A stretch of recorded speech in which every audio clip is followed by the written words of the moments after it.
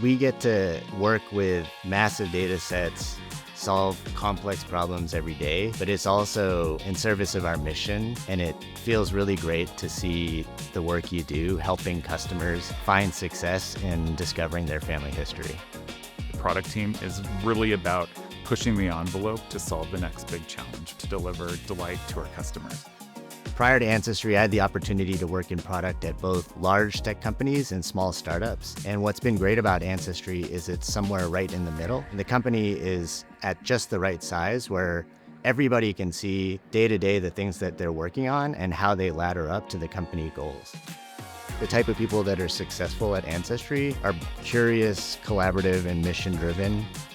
There's very few companies out there that you'll be sitting on user interviews and people will start to cry. And so working on a product that delivers that type of meaning is very meaningful and impactful, more so than just a traditional tech product.